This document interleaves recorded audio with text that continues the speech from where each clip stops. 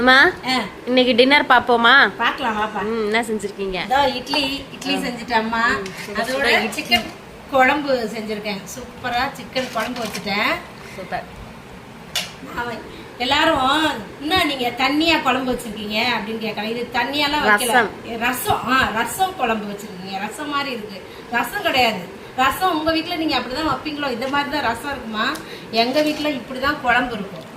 இதுதான் சிக்கன் குழம்பு. இதை விட திக்கா செஞ்சோம்னா சிக்கன் கிரேவி. அது சரியா?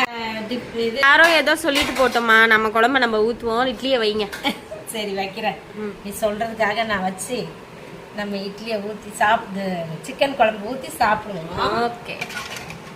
இப்போ சால்விக்கு முதல்ல கொடுக்குறேன். சால்விக்கு 3 இட்லி போதும். நானும் சால்வியும் ஒன்னா சாப்பிட்டுக்கிறோம். சரியா?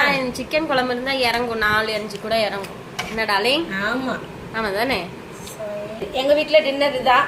உங்க வீட்டுல எல்லாம் என்ன டின்னர்னு கமெண்ட்ல சொல்லுங்க. நம்ம அடுத்த வீடியோல பார்க்கலாம். பாய் பாய்.